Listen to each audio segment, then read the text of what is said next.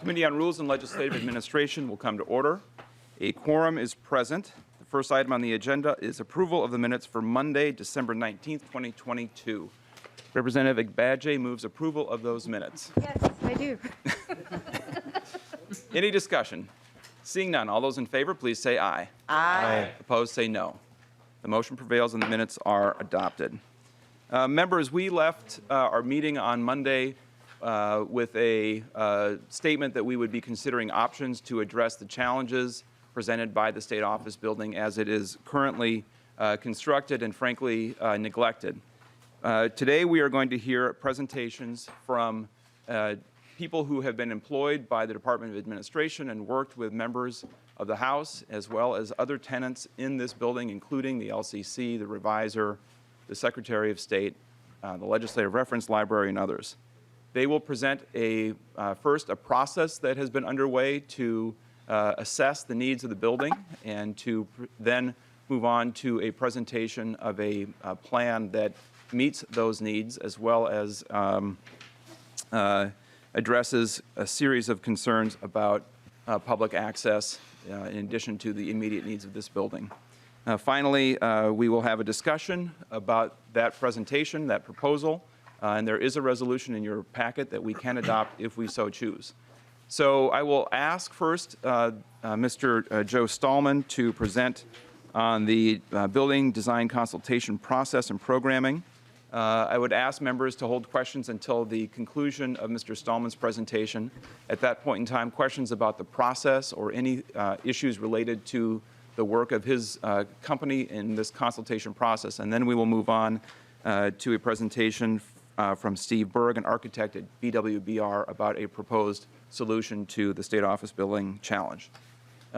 So without further ado, Mr. Stahlmann, if you could please identify yourself for the record and begin your presentation. Mr. Chair and committee members, thank you. My name is Joe Stahlmann. I am a vice president at MOCA. MOCA is the service division under the larger umbrella MOCA Systems, Inc. And we also have a software division, TouchPlan, which is a commutative construction software. MOCA is a full-service owner's representative project management firm. We have 9 offices across the country and one right here in downtown St. Paul. We have a specialization in capital complex projects, and I am proud to lead that charge at the national level. I know some of you from my time here at the Minnesota State Capitol Restoration from the years 2012 through 2017. During that time, I also served in the same capacity for the design and construction of the Senate building, as well as parking ramp F, and that is in the owner's project representative or owner's project management role. Since that time, my team and I have worked on projects very similar to this in the states of Wyoming, California, Missouri, and even the U.S. Capitol in Washington, D.C. These are a unique building type with unique challenges, and they take a unique skill set. I'm proud to say that MOCA is an industry leader in this particular building type as it pertains to owner's project management, and I'm proud to lead that charge. I say that with confidence. However, that did not preclude us from needing to compete for this work. There was a public RFP process. That RFP was released about a year ago now, and we submitted our proposal for. We were notified of tentative selection over spring break of last year and negotiated that contract. We were under contract by the end of March of 2022 as owner's project manager. As for what an owner's project manager does as it pertains to design scoping and schematic design, MOCA has developed a system we call Early Project Definition and Alignment, EPD&A. I could speak at length about that. For the most part, though, I will talk about the workshop process that is a contributor to that. The idea is that we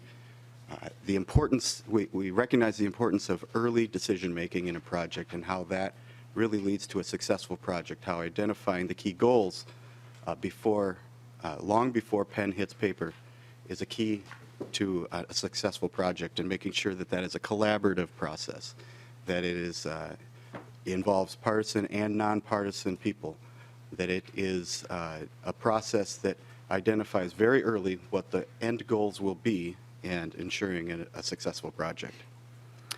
So as for our workshop process here for the Minnesota State Office Building, we did 9 total workshops. They're actually numbered 1 through 8 because we had a visioning session at the beginning, and I will go through each of those today.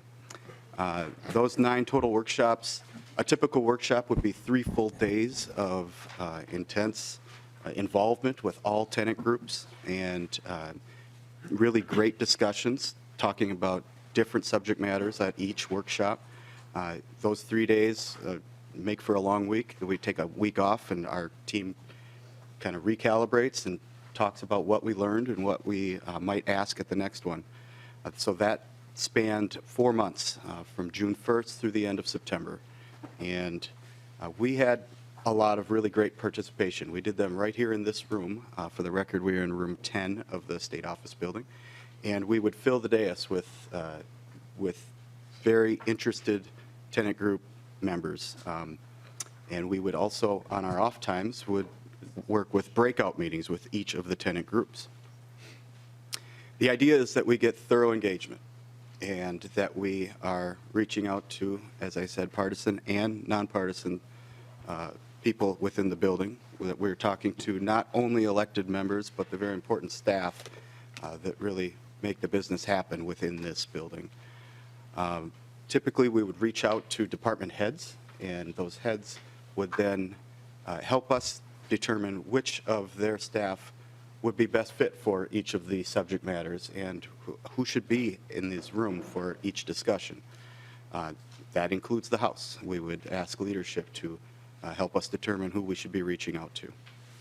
And we also had a House member sessions. I will talk a little bit more about that on an upcoming slide, and of course, leadership check-ins. This slide is an example of who we initially reached out to on the left and how that list changed over time as the group got a better understanding of the goals and the rhythm of what a workshop process looks like. And so we would see new faces come and go throughout the process, partisan and nonpartisan. Here's a look at what this room looked like during the workshop. We would fill the dais, as I mentioned. This particular picture looks like it was a systems discussion because I see a lot of plant management people along the edge of the dais there. The following picture here, I can tell is a discussion about what a committee room or a hearing room should function like. And this was a great forum to have that discussion in. We talked about how the dais should be shaped. We talked about where staff should be located, how you enter and exit a room, and all of the security and accessibility challenges that are currently existing in this building and that could be solved with a restoration. There was a 6-member panel that we met with twice throughout that process, and the names are listed here. Bipartisan, of course, and we also met with leadership throughout the process, sometimes together and sometimes separately. So I will start with what we call the visioning workshop. That would be the first of the 9. And the idea is to bring everyone to the table and identify what the values and principles, the main drivers of the project would be. It's trying to determine what is most important to the tenant groups. We ask that each person in the room start to think about those things and give us ideas of what those items that are most important are. We captured them on what we call snow cards. We posted them on the wall. We then started to reorganize them in like ideas so that we could take very defined ideas and put them in similar categories. We asked the group to go up and vote on these ideas with quite simply drafting dots so that we could understand after the discussion, now how do you feel about what's most important on this? And then we would prioritize those. The idea is that we would come up with a set of core values, hopefully more than one, less than a handful, and the result of which is These 4 core values that you see here, now these would become our values that will be key in the discussions throughout the workshop process, but not only that, but throughout design. And given the opportunity to continue this, we will continue to champion these 4 core values through future phases of design as well. You will notice that the first 2 are inherently in conflict with each other, and that gives us a challenge on the design team. This building needs to be secure and safe, but it also needs to be open and accessible, and that is no easy task. Our design team understands the need, the equal need for both of those things to be met. We also have 2 more core values, the functional aspect of this building and how each tenant operates within this structure, not only the house, but the other tenants as well. And then character was determined. And when I use the word character, I want to take a little time to say that's not necessarily meaning that it's Art Deco or some style of architecture. The character that we are referencing here is that reflects the importance of the work that is being conducted within this building. That you understand when you enter this building that this is the public's business that is happening here. This is the people's place, and that the people who work here are serving the public. So with that under our belt, we started the next 8 workshops, which are numbered 1 through 8, and 8 being a summary and a program review. Workshop 1 was a little bit of housekeeping. We talked about the importance of building information modeling, which we call BIM. In real terms, it's a computer model of what the building is, and we wanted to make sure that we start on the right foot with plant management, with admin, with our tenant groups to see what they want to see out of that building model. We also determined that we would be doing laser scanning, both interior and exterior, to get a really good, accurate measurements of the building itself. We talked about file sharing, and we also went into a little bit of what the most important aspects of the building to maintain are, and that's what we would call preservation zoning. There are beautiful aspects of this building in both detail and materials. There's a lot of discussion around the elevator cores and the circulation patterns on first floor that would need to be maintained ideally from a historical sense, as well as some beautiful lighting that historical lighting that is existing within the building. We started to talk about square foot needs assessments with each of the tenants, and I say started because that process carried through each of the workshops, and we continued to work with our tenant groups on square foot needs right up to the week prior to this hearing. We broke the rules of presentation here because there are handouts, so there's a little narrative that goes along with these on each of the workshops. And I will speak to each of the slides, but I encourage you to read up on what happened at the workshops. Workshop 2 focused on committee rooms and hearing rooms, and a lot of discussion about security and accessibility as it pertains to these rooms. We also talked about conference rooms, meeting and support spaces.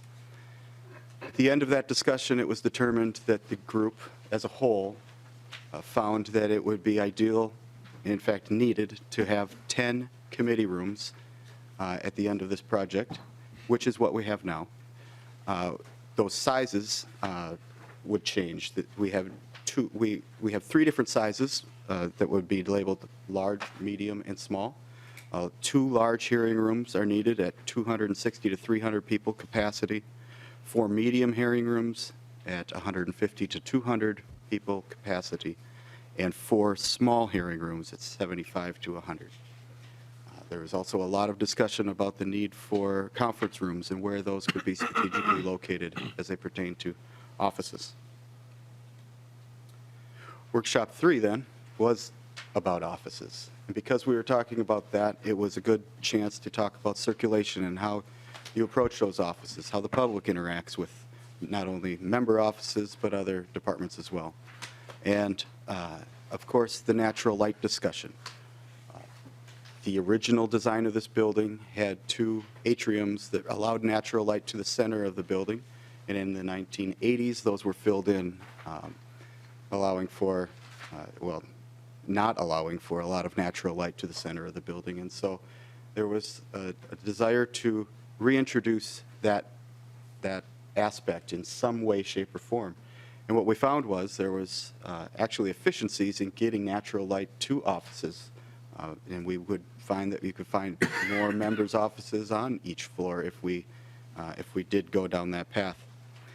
We also defined what an office was, and we saw 5 different sizes of those offices. Those would consist of leadership offices, member offices, department head offices, staff offices with a door, and staff workstations. So that was a key factor in starting to lay out what a floor might look like as it pertains to how people work. Workshop number 4 was on security, life safety, and accessibility. And it's important to note that this workshop focused on those 3 items, but all of the workshops addressed those 3 items. A main factor for the need to increase the productivity in this building always went back to security, life safety, and accessibility. And I know a lot of that was touched upon on Monday, and you will see some of those factors in the design presentation after this one. Workshop number 5 is what we in the business call MEP, mechanical, electrical, and plumbing. We talked at length on Monday about what those deficiencies are in the building. We also talked a lot about what the sustainability goals would be for this project and the importance of meeting those goals and exceeding the baselines that were set years ago. We also talked about the tunnel. The tunnel system was discussed as a challenge and something that we want to address. It's not part of this immediate project, but it will be a challenge to meet the needs of a tunnel that still needs some more work. Workshop number 6 talked about telecom and broadcast. I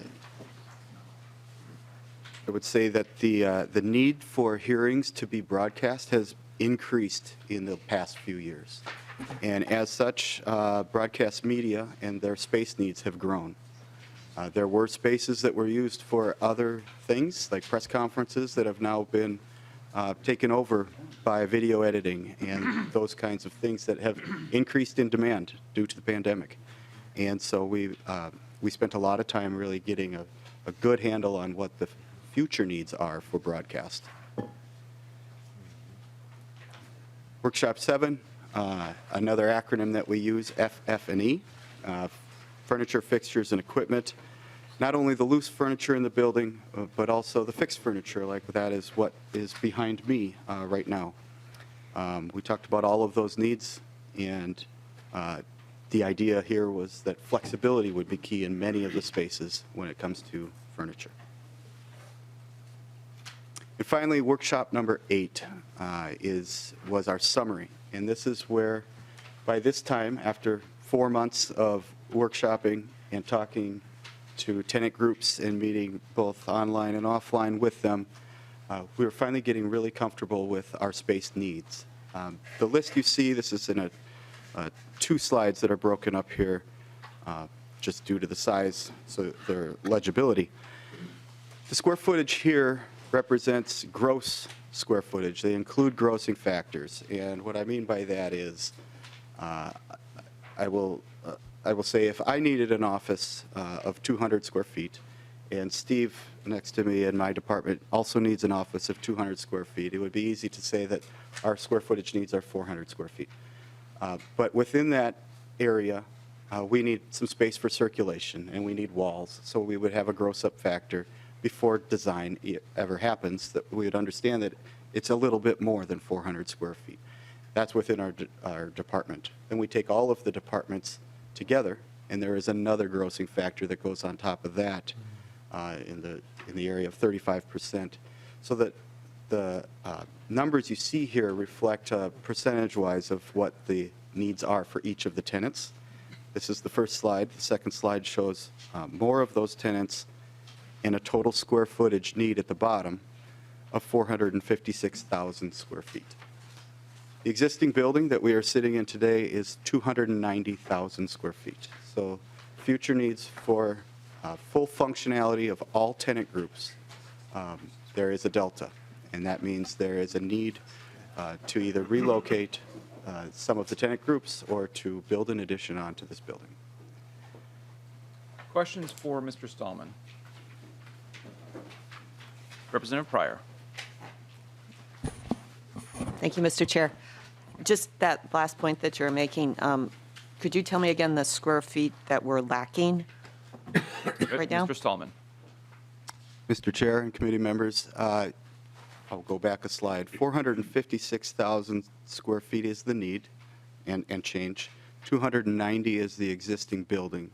So 166,000, if my math is correct, is the delta as the building stands today. Thank you. Thank you. All right. Mr. Berg, please identify yourself for the record and proceed with your testimony. Thank you, Chair Winkler and members of the committee. My name is Steve Berg. I'm an architect with BWBR. Our office is located just down the street in St. Paul, and I've been asked to share the proposed planning for the improvement and expansion for the state office building. And I just want to set the stage. Joe just described the program needs, and that's what the plans that I'm about to share reflect. So that addition you will see as a part of it. And I also just want to thank Joe for going through the process of the workshops. It was incredibly valuable for our design team and consulting partners to listen to the challenges and the needs and all of the challenges, I guess, for this building and incorporating that into a design process. So I will take you through, and I'll just advance the slide. And we really have to go back to the core values which Joe mentioned. These are so important. They serve as the foundation for the planning for this building from workshop 1 and continuing through if this project moves forward. And I don't need to spend a lot of time because Joe hit on this, but the safety and security blended with open and accessible. Really, this is a challenge that our team is excited to share with you from planning to create an inviting and safe environment for all that enter. And blending that with a functional building, something that is straightforward and logical for visitors. And lastly, the character, and Joe, I think, did a great job of describing this, but how can this building, the renovation and rework actually be reflective of Minnesota's great heritage and values and also look to the future? So these core values are just so important for us to study. So if you want to, those who have a slide deck, I'm going to advance to page 3 and give you a little bit of orientation. This is proposed tenant floor plans for all levels. So if you can see my cursor here, starting in the lower left, this is the basement floor plan, proposed tenant floor plan, all the way up to the 6th floor level in the upper right-hand corner. And just to give you a little bit more context or familiarize with the plan itself, why don't we take a look at that basement plan on the lower left? That is the footprint of the existing state office building that everyone in this room that we are in, and the extension or the addition is shown to the north. So that will just give you some added context. Also, to the east, of course, is the Capitol and the Capitol Mall, and to the west of the existing is the state office building parking ramp. So just a little context. But before we launch into the specific tenant floor plans, really thought we would take a look at the first floor plan. This is on page 4 of your handout, and discuss some of the key planning elements of this building. And the first, and we've heard it in the workshop process, but a building that is truly accessible to all. And what I mean by that is a building that has defined accessible building entrances. You'll notice those on the west and east entrance of the addition, with adjacent accessible parking and drop-off zones, as well as adjacent committee hearing rooms on this first floor that are fully accessible and have an assisted listening system and audio amplification. So really making this a building for the people. Next would be intuitive wayfinding. This was brought up, I think, in that very first workshop, the importance of having a building that is functional and intuitive for visitors that arrive into the building for the first time or multiple times. And in fact, there were some lessons learned from the Senate building, and that there are challenges in navigating around in certain areas. So how can we improve on that for the state office building and really bridge this for the long term? And you'll see in this diagram, there's a illustration of nodes. So when you come into this main public entrance, you're directly in line of sight with elevators and stairs that could take you through the building. But you're also, there's a central north-south circulation that links to the addition or the existing elevator core that you all are familiar with. Very important for the function of the building. And the third point was integrated safety. We've heard a lot about safety and frankly a lot of challenges that exist in the current state of the building. So I will keep this fairly straightforward, that these diagrams really show a simplified way to secure access points in the building and ultimately the ability to mitigate any potential threats. Really important as we're thinking about the plans for this.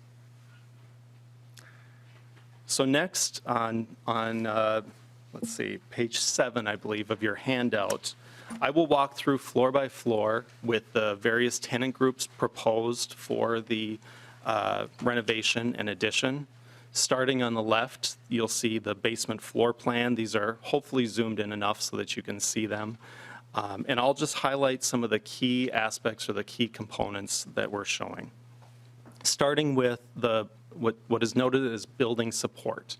So Joe mentioned HVAC or MEP, mechanical, electrical, and plumbing, are really deficient in this building today, and we need to have proper size for airflow, ventilation. So much of this building on the lower floor, central area, without access to daylight, has building support.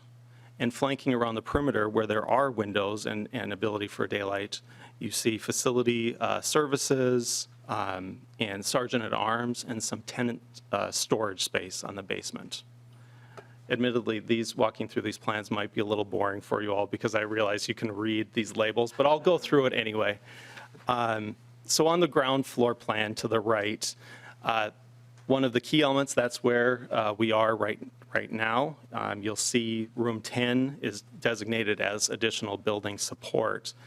This was really important because it's the level of tunnel access. So to the south, you can see that's the tunnel to the Department of Transportation, and providing a clear passageway north-south to the addition and then over to the Capitol, making sure that it's very easy for people to traverse to all of the buildings on the Capitol area complex.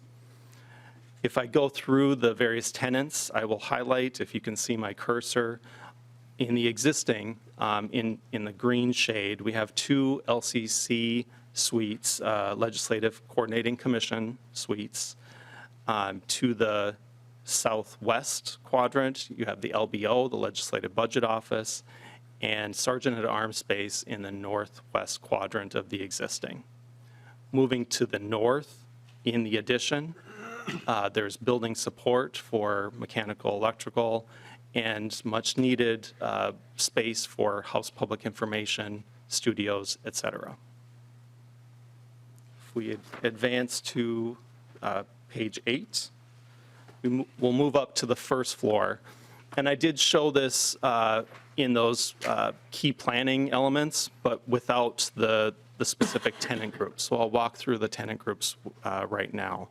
So starting on the existing first floor, there's another tenant space of the LCC in green in the southeast quadrant.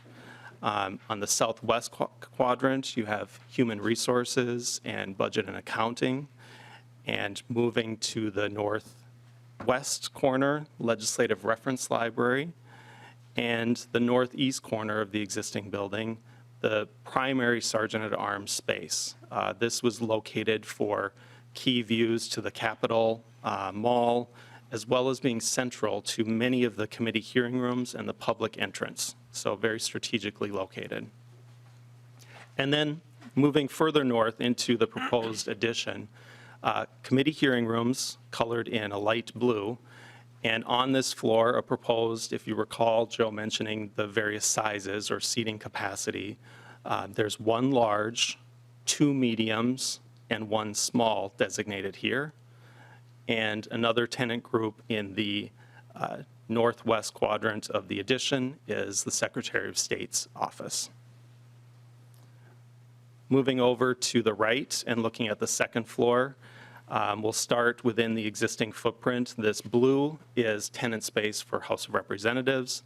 This includes certainly member offices, staff, LAs, and support space such as conference rooms, really key to the function of that space.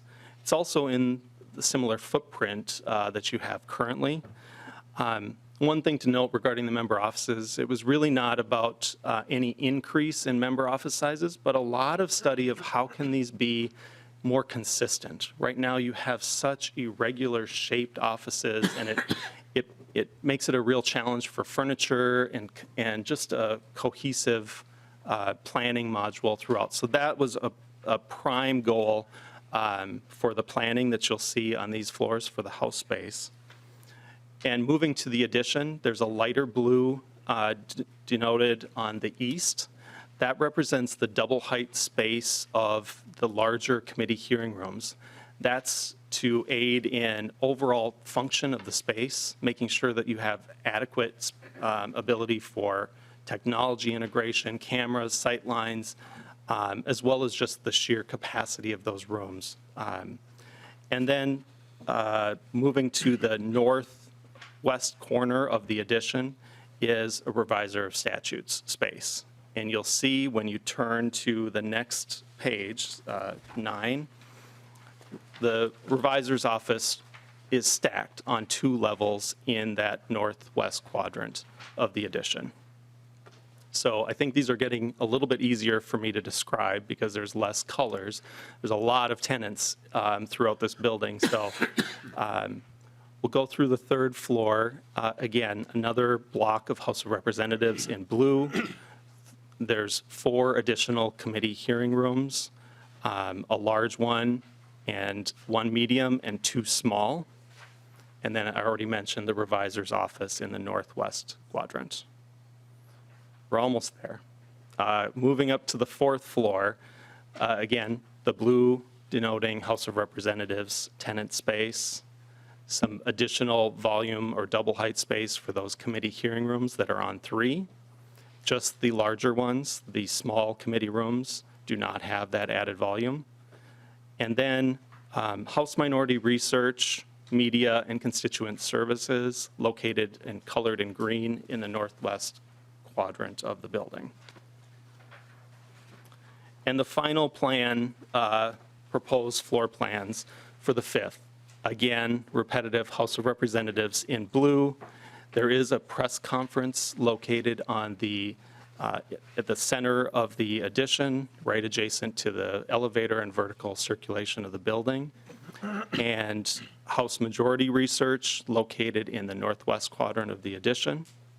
And 2 additional committee hearing rooms that are located on the 5th floor. And last but certainly not least, the 6th floor is designated for House Research and Fiscal Analysis in the existing footprint, and then a a block of space largely in the roof of the proposed building for building support, adequate airflow, et cetera. So with that, that's a lot of information for me to run through. But I wanted to take those plans and give a little bit of an idea of what that would look like in a building form. So on your handout 11, this is a proposed exterior view looking from the northeast.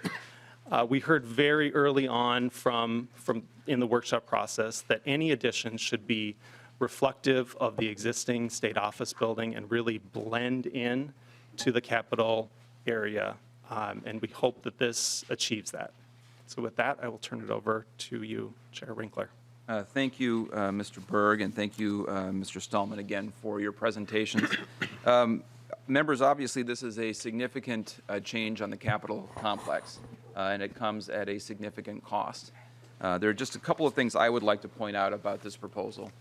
First of all, Mr. Berg touched on it, but this proposal is not primarily geared towards expanding space for members of the Minnesota House of Representatives. Offices will be the same as they are now. Now they vary in size and shape, but roughly the square footage will be the same. There will be a few more conference rooms in the current state office building. But for the most part, this is maintaining status quo in terms of individual member office access and use. We do, however, have a much more secure building through this plan by controlling public access, not shutting it off, not being all open or all closed, or having to be open some days but not other days. This can be open all the time, and the building can have controlled access to member offices through waiting areas and staging areas for members to be escorted, or if the time is such that people feel like the building can be open for people to move through, we can zone it, which is consistent with standard security practices. The addition to the building is almost entirely public space. This is a set of conference rooms, hearing rooms, and access points for the public to be involved in the legislative process. To create the amount of space in hearing rooms that is safe and accessible, we need a lot of entrances and outside space. If you compare having 200 people in this room and 200 people across the hall and look where they need to go through in that narrow hallway, and then you think about times when you've had to traverse the tunnel at the same time and move through this Capitol complex, it is, when crowded, not a safe situation. And simply having more space outside of hearing rooms creates an opportunity for safety and security and for members, of course, but also for people in the public who may find themselves in emergent situations as well. So the emphasis here is on serving public access safely.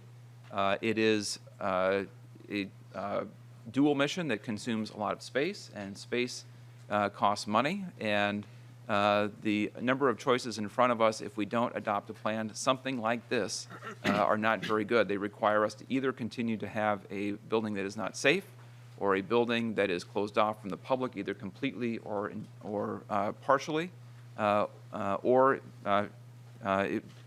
about it. We can either be open and unsafe, we can be closed and inaccessible, or we can expand and improve our building and serve those dual missions. And that's what this proposal represents. So with that, questions? I saw Representative Nash. Yeah, thank you, Mr. Chair. I have a number of questions. First, I only see one option. Were there other options that were forwarded to, I guess, yourself and your members that were then scrutinized and that this was chosen, or was this the only version that was put forward? Representative Nash, as this design process was underway, there were, if you will, rough cuts of what could be done, but those studies narrowed down over time. And I should emphasize also the narrow timeline that we had to get this done. At this time next year, the authorization under the statute expires, and so we are in a tight timeline to try to narrow down options. We looked at other ways of doing this in terms of additions or other ways that we could expand the current space, but there was never really any consideration of simply renovate. And the Department of Administration has proposed renovations of this building as it stands today. We knew we did not have the space to do that, and so we did not spend a lot of time considering that after we went through this design process.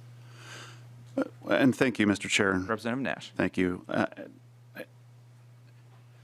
I'll frame my next couple of questions this way. So on any given Saturday, when I come home in the fall out hunting or door knocking, and sometimes I'll walk into the house and my wife will be watching like an HGTV home renovation channel, and I don't find those particularly interesting, but she and a lot of my kids do.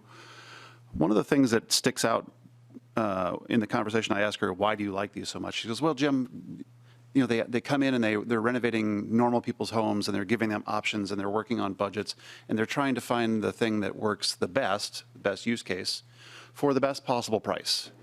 And I think that those shows perhaps have high ratings because they resonate with real everyday people, because they're renovating a home and they're working on a tight budget and they're doing the very best they can with the least amount of money. And I ran the numbers, Mr. Chair, and it's $498,763,904 plus in lines 9 through 16 of your resolution. It kind of leaves some open-ended spending for things and stuff.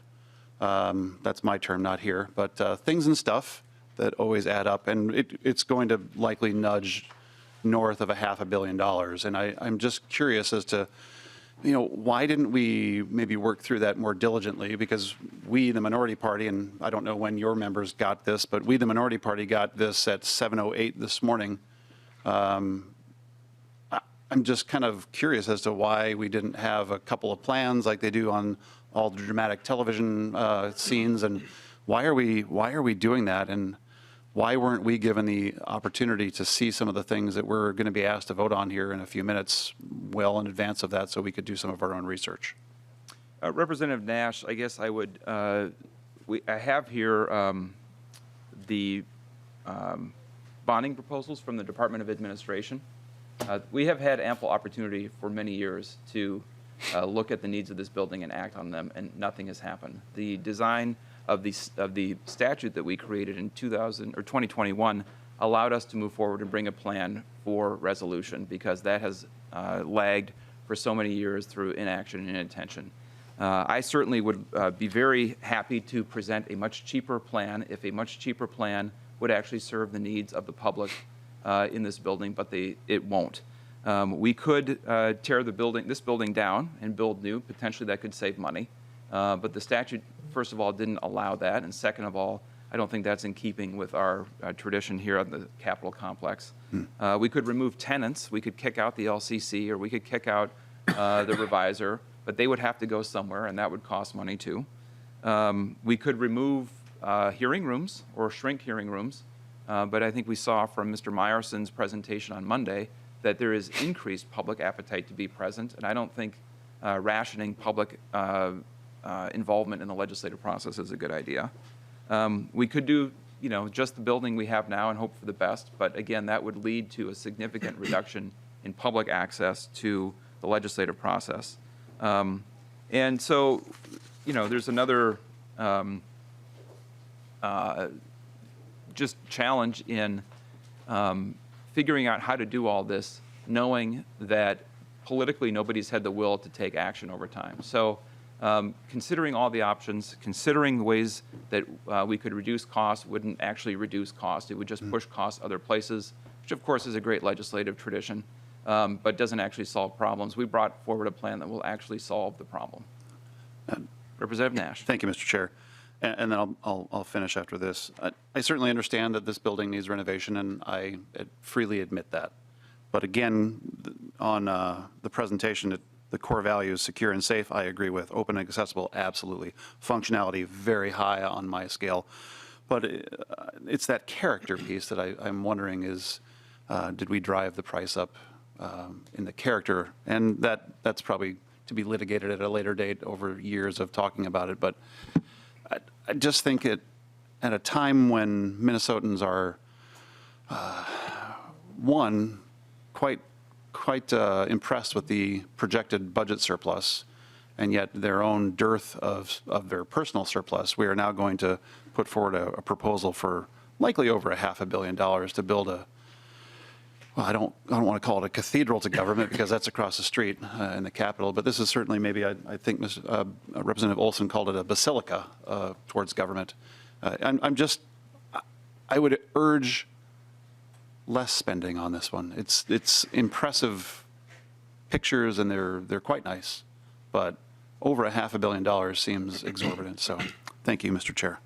Thank you, Representative Nash. One other thing I'd like to point out is of this total figure that you cited, over $115 million are contingencies and inflation. So the concept of approving something to see costs rise is exactly what we're trying to avoid. We are trying to do this the responsible way, show what the plan is, show the potential costs, project inflation, and we have an opportunity to control those costs in the future and actually keep the budget under control or potentially come in under budget depending on what those projections show. And so, well, that's going to be up to the project team that goes forward. Representative Olson. Thank you, Mr. Chair. So I don't know who to address this question to because Republicans were effectively shut out of this very early in the process. But when I look at remodeling my house or my roof needs to be fixed, I don't just go out and say, well, roof needs to get fixed. We're going to completely redo every single thing. We're going to get it all done. We're going to spend $498,763,904 plus buying a bunch of really expensive desks and chairs. So I know that this has to be an answer somewhere. On Monday, Mr. Given came and he told us all the problems that were with this building, everything that was in a fair condition or in a poor condition. So I imagine there is a number, in fact, that would be the total cost to bring the fair and the poors back to a good or an excellent status. So is there an actual number that we investigated that just said, hey, forget about building a new addition, forget about all the nice, I mean, it looks like there's gold plating on the wall here on the outside. I don't know what that is, but it looks very beautiful. Instead of that, what is the very bottom dollar? Because our job, and Mr. Chair, you said it yourself, responsible spending is exactly the word you used. Can you prove to me that this is the responsible spending that we need? What is the number to bring this building up to a good status once more? Because there, as Representative Nash said, there's no question. We were talking about this on Monday and a light was flickering in the conference room that we were in. So there's no question that work needs to be done on this. But the question is, what is that bare minimum bottom dollar, how much money to get this to a good status? Thank you, Mr. Chair. Representative Olson, I can address that. So, and Mr. Badri, I was going to make sure I got it right. Mr. Badri can distribute a summary of Department of Administration bonding requests. So in 2020, there was a request from the Department of Administration for bonds that would cost $255 million just to take care of this building as it stands. So that would take care of the infrastructure needs of the building. That would do virtually nothing for the safety and security needs of the building. So we would still have overcrowded hearing rooms. We would still have, it would do nothing for ADA accessibility because we would continue to have ramps and that are not ADA compliant. We would continue to have a lack of access from the exterior of the building. So just to take care of a sick patient and make it well would be $255 million in 2020 dollars. And there's been significant construction inflation even since that time. And so in order to take care of the safety and security element of this and to keep the building open and accessible, we are going north of a 2020 figure of $255 million.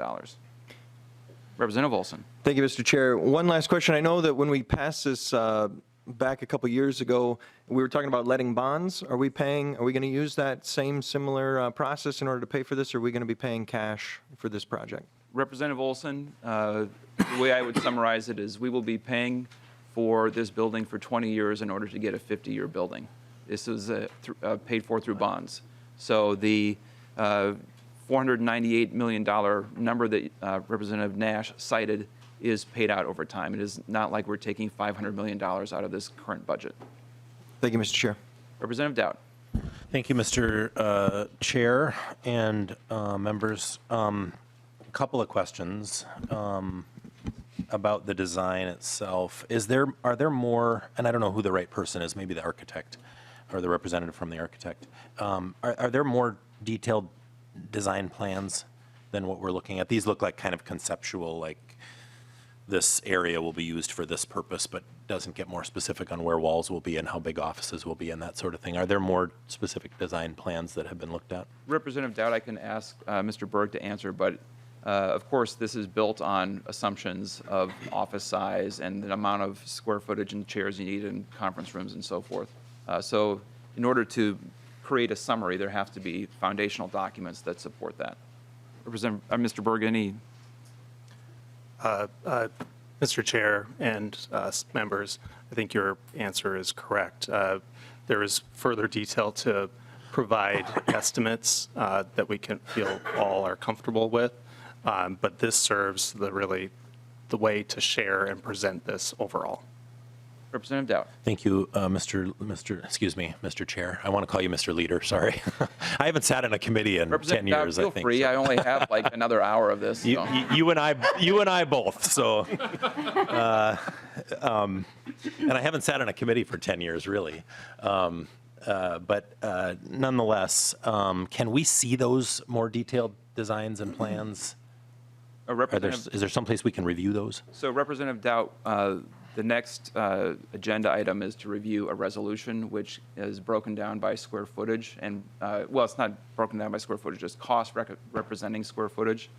And so this design concept and the dollar figures associated with it and the square footage by tenant group will be subject to the committee's approval. If we go forward with that approval, I think we can dive more into the details of what supports these approval documents. Thank you. Mr. Leader? Representative Dowd, anything Thank you. further? Yeah, Mr. Leader and Mr. Berg, can you point out kind of where the leadership offices are and what the concept is there? Has that changed? Where would those be in these plans? Mr. Berg? Mr. Chair and members, right now if you turn to page 9 of your handout, so there's space accommodations for leadership on the 4th floor as well as the 5th floor. So you can see the house space is expanded slightly to the north, and that would be to accommodate the leadership space, 4th and 5th floor. So on your handout 9 and 10. Representative Dowd. Thank you, Mr. Leader. Mr. Berg, I assume that's minority offices in that kind of bump out space in the new area on the 4th floor and majority spaces on the 5th floor. Is that correct? Well, Representative Dowd, let me just address that. That, I think, is the current concept. The point is the space needed to accommodate member offices and leadership offices is distributed on the 4th and 5th floor, but final decisions are going to be subject to a lot more discussion. Okay. Thank you. And then the one thing in this process, and I was involved a little bit at the beginning with just kind of the questions about, how does the current space work? And just from my own perspective, I think we all know that this building needs some work and is getting a little bit long in the tooth. And it was kind of shocking to hear some of those stories about somebody being impaled by a sliver off of one of our wall or half walls that exists in one of the other hearing rooms. And certainly we don't want those things, somebody falling down the steps and falling through a window out in the parking ramp. While those things are shocking, they're not necessarily due to disrepair of a building, right? Those are kind of accidental things. And the one thing that I brought up in that process was we have a deficiency in our tunnel from this building into the Capitol. I really wish that would have been fixed when we did the Capitol building. But I mean, I have literally myself helped push motorized wheelchairs up that ramp getting into the Capitol. It's a very narrow space. I don't see anything in these documents about that being addressed. Can somebody talk about whether that's being addressed in this process? Representative Dowd, I'm happy to address that. We tried. We got an opinion from bound lawyers and others at MMB that the tunnel was outside of the scope of the authority in this project. It is my understanding that the Department of Administration has a plan for improving the tunnel, and so this proposed design is intended to link up with a repair of that tunnel to allow ADA access. Okay. I appreciate that, and maybe if somebody from admin could link up with me at some point about that. It just has been a concern of mine for a while, and I think it was an oversight of all of ours probably not to include that in when we did the Capitol building, and I assume that budgets were probably a constraint at that time as well. But it is that tunnel is a concern, so I think it is something we should address. Just general comments from myself, and I appreciate your comment. This is my last meeting as leader of my caucus as well, and thank you everybody for allowing me the opportunity for that service. The process here, while I know that this building needs some work, and the process here is something, and I appreciate your comments, Mr. Leader, about having the courage to take a tough vote to do this, and while there are always political ramifications, I think we all know what happened when the Senate office building was built a few years ago for the tune of about $90 million. It became political, it became controversial, as these things often do. I will say that I kind of knew and was expecting, I think the number we all talked about at the end of session when this thing was appropriated or approved, not appropriated, but approved, kind of an open and standing appropriation for the paying for the debt service on this building at the end of session. I think the number that was talked about was potentially like $330 million. I'm just seeing this stuff this morning. I think I would ask all of us, and as somebody who's done this for a while, maybe it's time we take a step back and take a deep breath on this one. We're talking about $500 million, and by the way, if you read the resolution, the $500 million doesn't include the whole project. It looks to me like it doesn't include the contingencies of moving out and the swing space and the furniture and all of that. It looks like that's probably covered in the last paragraph of the resolution that would go over and above the almost $500 million. And to put that into perspective, I mean, the Viking Stadium was twice this. This is almost, and I would guess with swing space and paying for contingencies or not contingencies, but furniture and all the other stuff. My guess is this project will run twice, 2 times, double what we paid for the state capitol. And we're still not addressing very basic things like the access to the state capitol from this building via the tunnel. Which I think gives our public, handicap access to the state capitol and an ability to park, over here in the MnDOT building and have handicap access to the capitol. I know they can get that now through the Senate office building as well, but if they want to come into this building, it's very often you got to park over here on this side of the street. I would suggest we take a deep breath here and go through a little more transparent process. I will say this is, and no offense to anybody that spent a lot of time planning and working on this. We are all elected officials who have election certificates, who are stewards of the tax dollars. Spending this kind of money on a building for ourselves is something I would describe as egregious. $500 million. I mean, I thought if I saw a number close to 300, I'd kind of be shocked. And I figured that the 300 number at the end of session that was bantered around was kind of a, hey, worst case scenario. We're almost double that. And knowing what we spent and invested into the Capitol building when we did that restoration, I mean, we spent $60 or $65 million just on the stonework, getting marble from the same quarry in Georgia that the original marble on the Capitol came from. And we had people imported from Europe to do the hand carving of the marble on that building. And that will cost us half of what this is going to cost.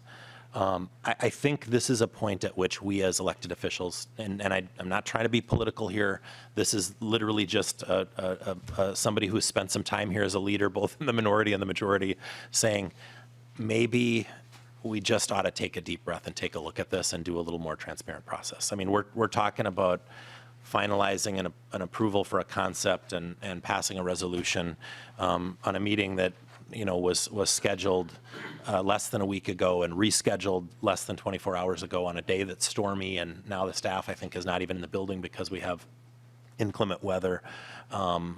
This is not the way we should conduct business. This isn't the kind of transparency that I think this sort of project requires when we're spending money out of the taxpayers' purse. And I just think we have failed Minnesotans if we think that this process and the egregiousness of the size of this project is an acceptable way to conduct business here at the legislature. So I think we all ought to take a deep breath and say, you know what, if this is all that important and the authorization and that legislation from the end of the last session runs out on December 23rd, I think, of 2023 or something like that, or maybe it's December 31st of 2023, it can also be renewed. And it can be renewed once the public has been included in a process and legislators from both sides of the aisle have been included in a process. And we've actually really talked about, are there other options? I see things in these plans that I think to myself, this isn't the sort of thing we should be doing with taxpayer dollars to provide ourselves with what I would say is adequate office space and adequate and safe committee hearing rooms and ways for the public to access us. The legislature's been basically shut down, and we've had the public shut out for almost 2 years or maybe almost 3 years now. And we've just now gotten back to public hearings like this where the public can participate. I think, that whole process is something that should also make us take pause to what it is that we do and why we do it. And the why we do it is the most important part. And making sure that we provide the public with the transparency and the access to this process.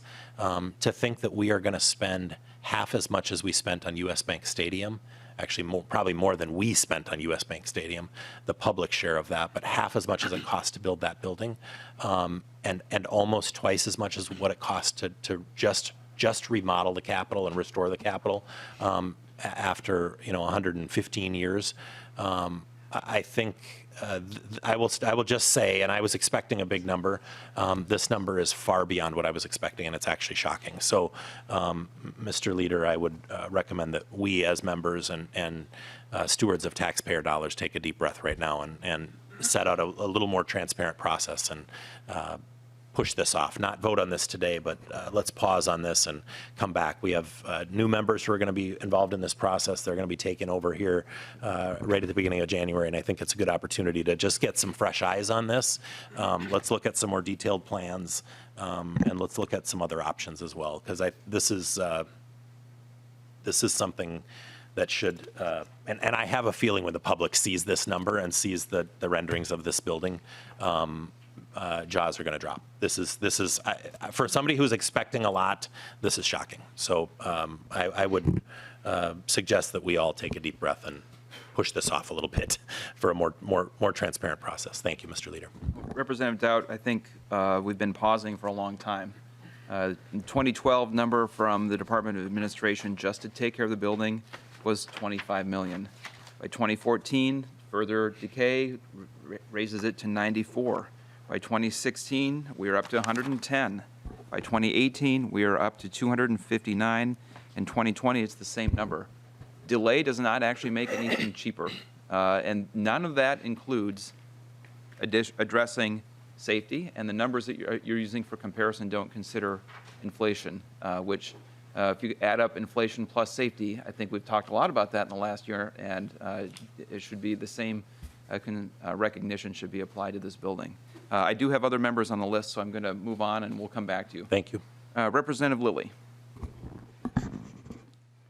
Thank you, Mr. Chair, and mine are probably more general comments about this process. I really found yesterday was really interesting to, I've been lucky enough to be in this process for a while now and approaching my 10th term here and it's really quite an honor. And I don't really care that much about my space in my office. It's nice to have an office, but the people that are around us are really what this is about. and keeping them safe and having and just making sure that this place works for the public. And for me, I was actually involved in that flood that you had that nice picture, Representative Dowd. You were there. I was on the floor that was deeply impacted, and it was made clear to us at that time that it's likely to happen again. That same sort of thing. And I don't know the number there, but it was a multi-million-dollar, and someone here probably has that number.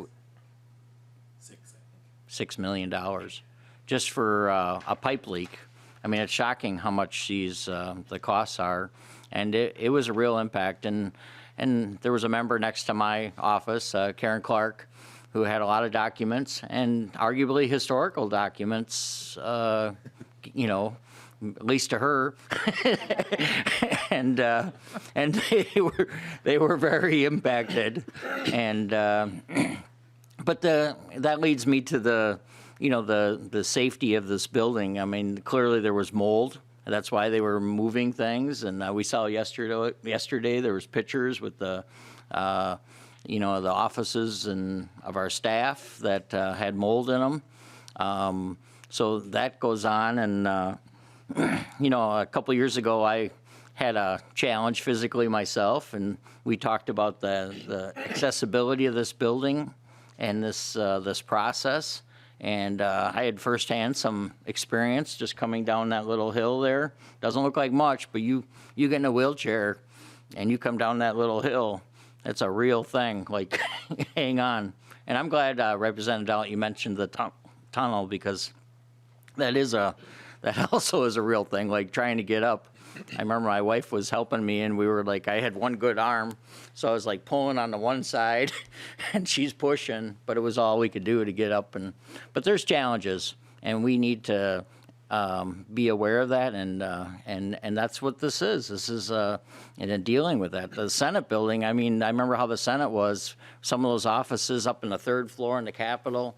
I mean, there's no way a handicapped person could get in to see a member or get to a bathroom or do any of these things. So having access is really a real thing. And I think I was really touched by the man's testimony yesterday, because he said he was, had challenges, but you necessarily couldn't see him. And I think that's, and then he also had data about how it's going to impact everybody. So I think there's more people that have physically challenges or have them.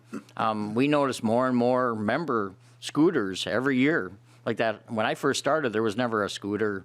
I don't remember that. I don't know why. There had to be physically challenged members, but I don't remember any scooters or any of that in the hallway.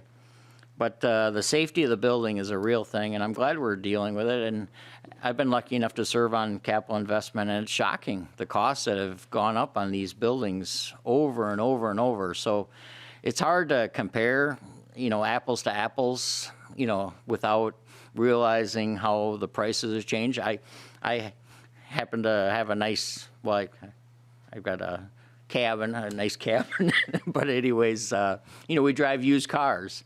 And I don't update my cars because I have a little bit of sticker shock of, versus my 2010 Prius to a new Prius or a new car, Tesla, if you're whatever or Porsche. So, but the safety is number one. I think we got to look at the public, making sure they have access to us and the process, and we need to really look at our staff and be aware of the quality of team that we have. I listen to retirement speeches, and everybody talks about how amazing our staff is, and they are. And we're just so blessed as a state to have our partisan and nonpartisan staff, and just the talent. But we need to make sure they're safe, and it's going to cost some money to make sure that they're not working in a moldy or a dangerous environment. So, anyways, those are my more comments. And I wish it didn't cost as much, too. I mean, it's a little bit of, we could do it across, maybe renovate Sears across the hall or street.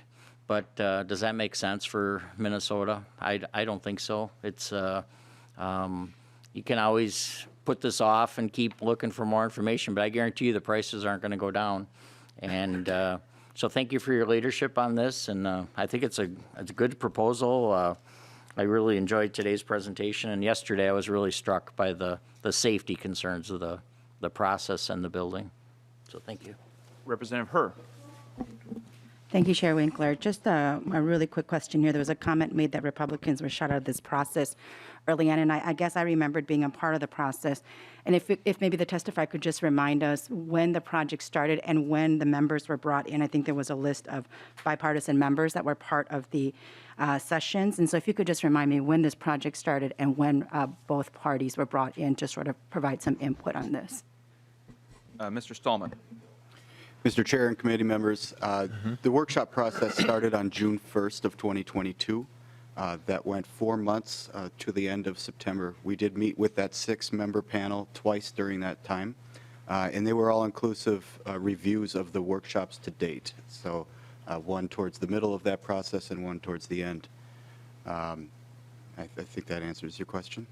Representative Herr. Thank you for that response, and thank you, Mr. Chair. I just wanted to remind everyone that I think, committee hearings come up when they do, when we have the work, but that transparency and involvement of both parties, I think, happened very early on, and there was a lot of contribution from both the Republicans and the Democrat, and so I really appreciate the process that allowed for voices from both parties in this process.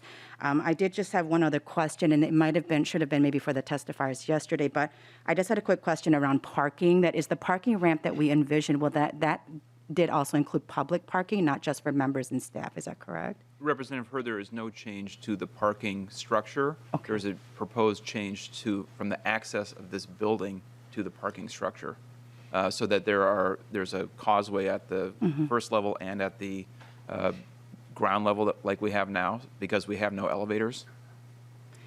Thank you, Mr. Chair. And I guess the reason why I asked that question is that just as with the tunnel that wasn't taken into consideration, I would have loved to have seen maybe some public parking closer.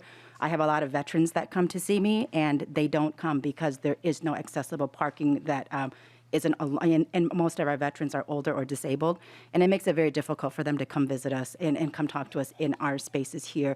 I also know that most of my visitors oftentimes are from our senior community, even if it's just for regular issues, and it makes it very difficult for them to come in to see us, and we're supposed to be accessible to them. It would have been wonderful, though this is a big price.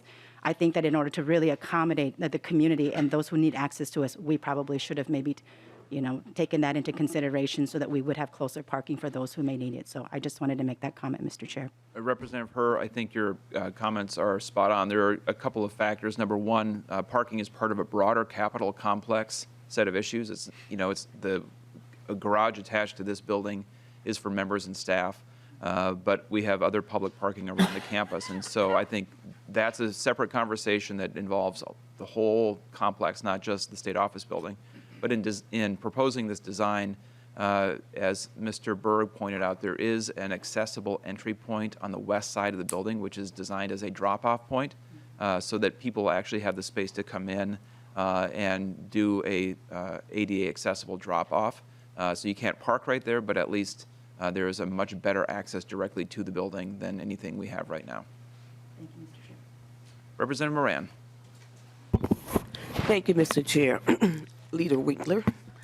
I just want to first just open up by saying thank you. Thank you for taking the leadership to this project. It's a long time coming, and I would think pretty much overdue. I was just looking through the costs going back to 2012 too, and if we could just look at from 2012 to 2020 the costs and what that looks like, now is the time to really move forward, to create a space here where public access and accessibility is available, but we also are looking at security and safety. So in regards to the public access and security and safety, when I was listening to the presentation of the proposed floor plan, and I looked at the press conference on the 5th floor, I'm able to see the safety part with that, because often the public comes in for those press conference and they have to have access to the many different floors. This is the top floor. compared to now being on the main floor. So can you talk a little bit more about that process and proposal of having a press conference on the 5th floor? Mr. Berg. Mr. Chair and committee members, again, I want to just state that those are proposed plans for the location. The press conference was located directly from the elevator core, so convenience for public access was taken into account. And although we aren't getting into the details about the security measures, there are control points that I mentioned that allow and make certain that their safety is kept in that space. Representative Moran. Mr. Chair, I don't know if you've ever been here when there's been a press conference and the number of people who show up, and really to have the public moving through the SOB building. I just can't visualize that right now, and having that process and that access point up to the 5th floor.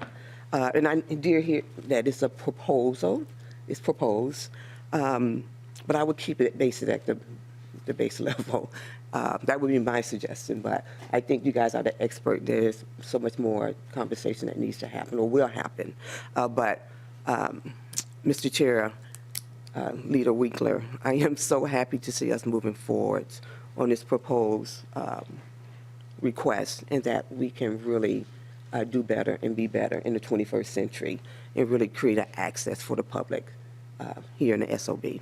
Representative Moran, I think your point about the public using the press conference room is a good one, and something that should be considered in how people move through the building and where that press conference room is. It's one of the challenges with the Capitol Restoration Project, that press conference room is small and it's out of the way. Mm-hmm. It's not necessarily great for public members or members of the public to show up and do it. I'm going to come back to Olson and Representatives Olson and Doubt. I want to get everybody a chance, and we are about 12 minutes away from concluding. So Representative Wolgamott. Thank you, Mr. Chair. I'd like to expand on a comparison that's been made from members from the minority and that I've seen cited in the media, comparing the proposal before us and its cost with the cost of the capital renovation that was done.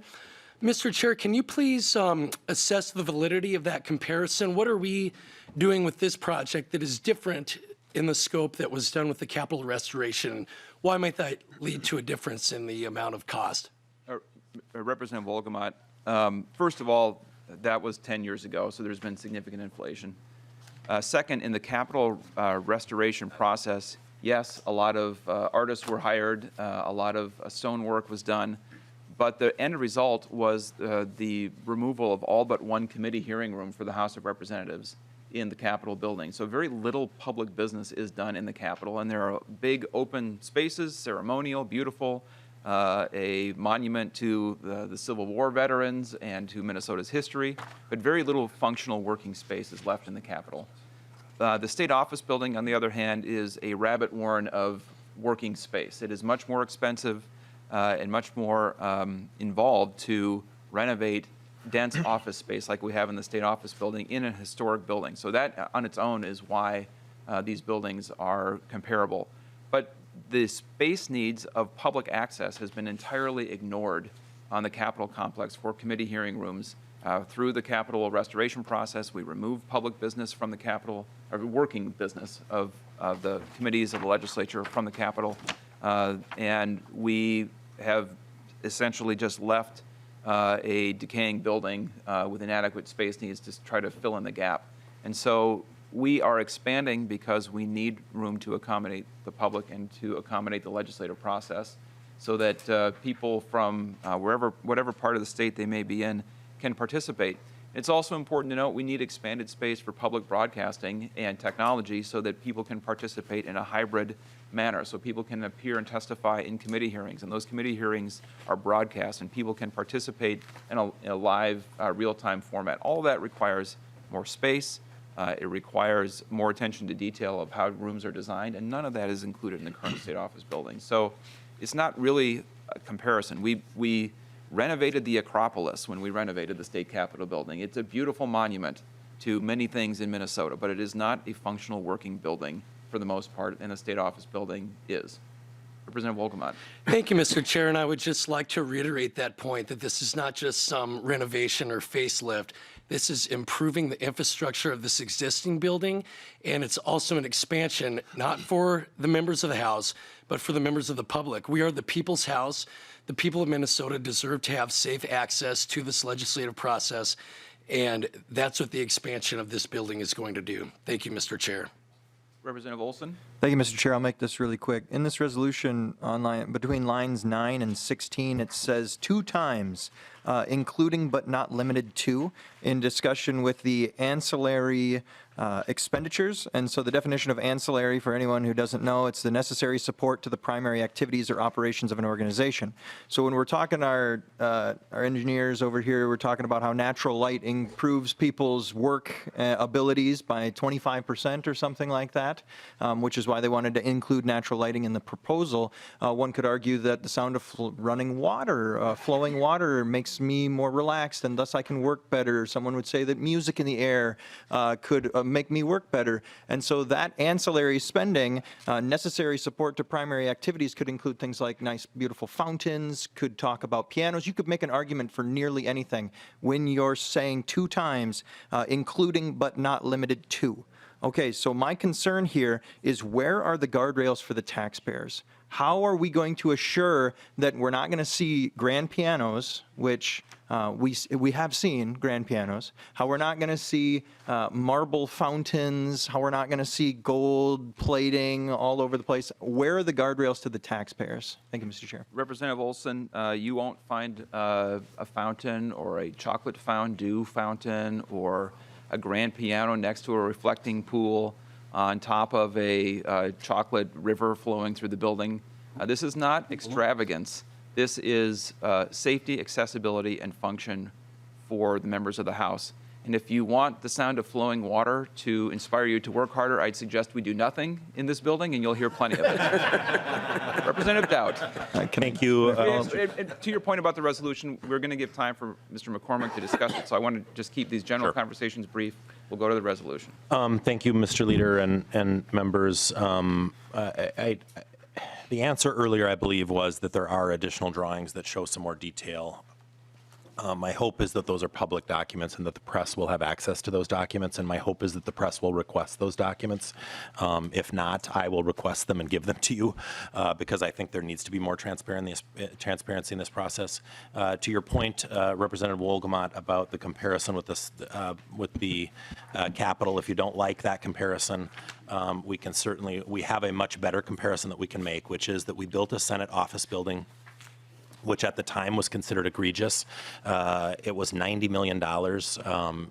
It is something that didn't just include an office building, but also included a complete underground heated parking garage for all of the senators.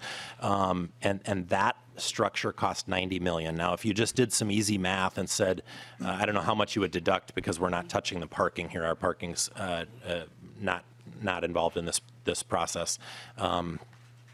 But let's just use $90 million as a very general example. $90 million, we have twice as many members, double that, you get $180 million. What's inflation? We're literally talking about more than double of that number, more than 4 times what was spent on the Senate office building, and we're not touching parking. I appreciate the comments. I can answer why the press conference room is on that floor, because if you didn't catch on to my question earlier about where the leadership offices were, the leadership offices for the Speaker will be on the 5th floor in that area that bumps out into the new building. And if you notice, there's also, to talk about whether we're doing fountains or anything, it appears from the plans like there's an outdoor patio space attached to that. Yeah, we may not be doing fountains. We're doing 2 additional loggias in this plan. There are 2 of them in this building. Loggias, just like we have over on the Capitol. There's one on this side and one on the east side and the west side. That's not including the outdoor patio up on the roof outside of the Speaker's suite. So I'm not seeing the detailed plans of this. I would really like to see them, and I think all of you in the in the majority should also see them before your leadership walks you off the plank on this vote. Because I can look at these plans pretty clearly and see what's happening, and I would call them egregious. Okay, we're talking about a $500 million to build a building here. And I think we need to ask ourselves whether that serves the public or whether it serves ourselves. More than 4 times what we spent on a Senate office building just a few years ago is far more than inflation. Inflation hasn't gone up, 100% in the last 7 years or whatever it's been since we completed that building. I appreciate the work you've done, Mr. Leader. I want to tell you, since this is probably our last meeting together, and both as leaders, it's been an honor to serve with you and to work with you. I do appreciate the work you've done on this. I will say I think it is time that we take a pause, but on a personal note, I do appreciate the work that we've done together, and I wish you well in your future beyond this place. And thank you for digging in and doing this work, even though I don't agree with it today. Thank you, Representative Dowd.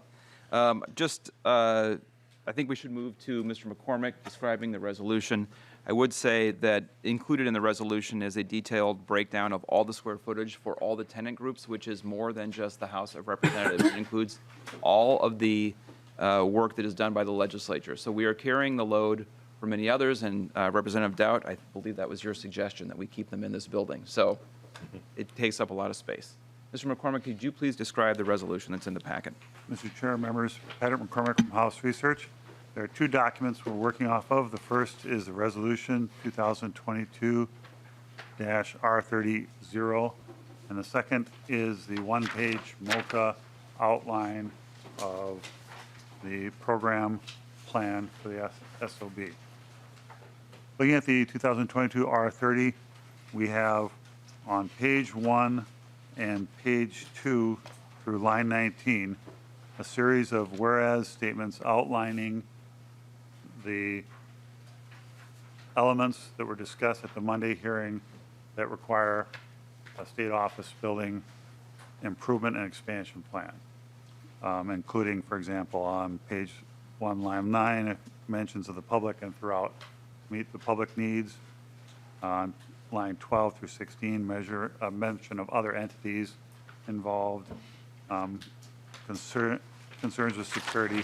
You'll see the whereases list all of these out in a summary fashion. Turning to page 2, lines 20 through 22 outline the statutory duties that we are meeting today. We are here to approve program plans and cost estimates.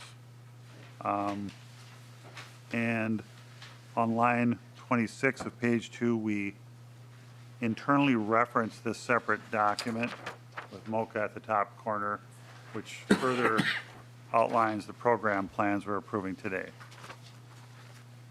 On page 3 and the top half of page 4, we have specific cost estimates for elements of the plan, breaking them out by the various tenants in the state office building.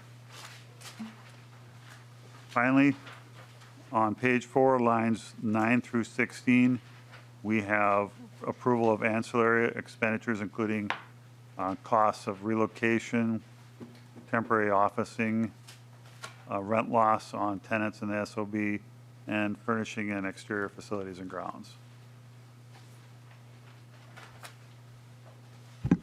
Chair moves adoption of the 2022-R30 resolution. Discussion to the motion. Representative Nash. Thank you, Mr. Chair. And this will go back to my initial comment and picking up on what Representative Olson had asked. Lines 9 through 16 are indeed open-ended, and I'm wondering if either the architects and managers or somebody could provide a not to exceed number, because I think a little restraint on this this amount of largesse might be a good thing, to say that this should not exceed X number of dollars. I just think that that's, one, a very good question, but two, probably not a bad plan.